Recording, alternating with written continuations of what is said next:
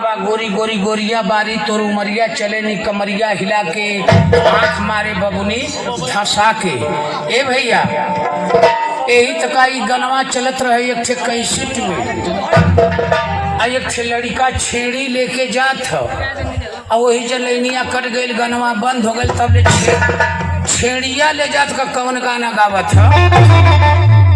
अरे छेड़ी छेड़ी छेड़िया छेड़ी छेड़ी छेड़िया चलले डहरिया चलले ही पोछिया ही लाई के आँख मारे बोकावा धसा।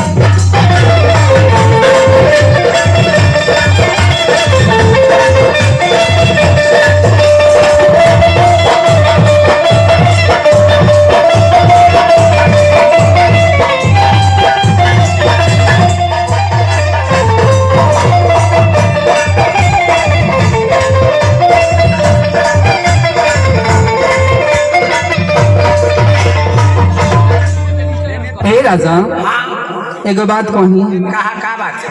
कह दी की नहीं कहा का बात है? आज तू कितना निक लगत आज तू इतना निक लगत ना हाई कुल पहले उले हवा क्या बताइए हम। अरे वाह तो कितना हम निक लगत है। अरे इतना निक लगत था ना क्या कहिए। अरे वाह ए राजा कितना निक लगत है। इतना निक लगत था कि तो के मन करता ना कि कहाँ तो के डाल रहे कहाँ। अरे ऐसा जिन डाली है कि हम या फड़ के मार जाए ना हो। जान तो के कहाँ डालो अपने आँखिया में। आँखिया में? हाँ हमारा राजा जी। अरे मैं इतना बढ़िया रहूं तो कैसे हालाबो रे। कैसे हलबो रे? तब कथी मैं अपने आँखिया में डालबो कैसे डाली ले भी जाना तो कैसे डालो तो के क्या करम ना कि बाती नहीं रहे तेरे पूर के। अच्छा रुई का पूर देवी। हाँ हो अच्छा रुई के बाती बना के एगो कुहारे घर से इतना बड़ी की दिए नहीं ले। अच्छा दिया वहाँ छोटा की। अरे वही में ना थोड़ा सा घी डाल दी। घी डाल दे भी और तो फिर क्या कर भी वही में ना बतिया डाल के अमचीसा से धरा दे तुम्हार जला लगबो आ तो के ना वही पर उल्टा है तेरे लटका दे मुड़िया बगर और का गोड़ा ऊपर। अच्छा ठीक है मुड़िया बगर आ तू ना वही पर चूर चूर चूर चूर क के जरे एकदम चरचरा एकदम जोर के करी खादम करिया ये मुले करिया हो जाइबा। अरे बाप जैसे मान ले कि रुई के माले तेल में बोर देली जरेबी तो चरचराला वही तक मुके चर चर चर चर। हाँ जब तार पसीना वाले तो अच्छा चले करे। अरे बाप रे बाप फिर क्या करे भी जब तू जोर के ना एकदम करिखा हो जे बार आखी नहीं हो कोयला नहीं हो। अच्छा तो क्या करम ना कि कहते हैं कि डिबिया में बंद कर दे। डिबिया में? हाँ मुके बंद कर दे। करे जब बंद करबी तो मैं कैसे लेबो रे? जैसे ससुइया कैसे लेबो? कैसे बोला मतलब बड़ी नहीं जैसे ससुइया कैसे लेबो? कभी कभी डिबिया के ना थोड़ी सा खोल दे। अच्छा तनी सा खोल। तब तो मैं ले ही लेबो। क्या ले बा वह ससुई। अच्छा ही बात लेकिन जान था राजा जब नहा धो के सोरहो श्रृंगार करब अपन पूरा मेकअप लगाई तो जान तारा ना क्या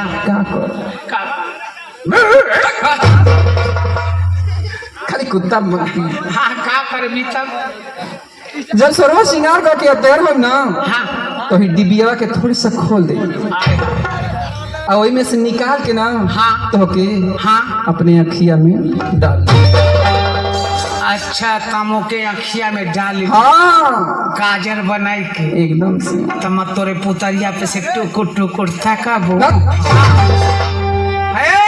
क्या हो तू तो मोके इतना निक लगत है।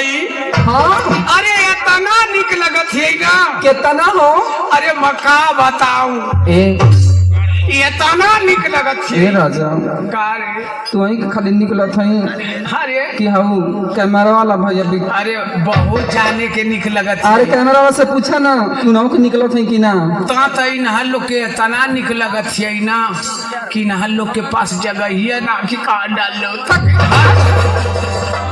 देख का ता मुके इतना निक लगत है कितना हमरा छे मन करत ना हाँ कि तोके पटाक के अरे तोके पटाक के तोके खपास के आई हो दादा खपास के अरे तोके आई ठीक है तोके पाई ठीक है आई बाप हो बाप तोके लीडोरी के हम के हाँ तोके बाटोरी के अरे बाप हो बाप तो इतना निक लगत है आना तोके गोलियाई के अच्छा आ एकदम से गोली नहीं बनाई के हाँ एकदम एते मुठका बनाई के अच्छा हे तरे घुमाई के क्या करबा मन करत है में डाली हे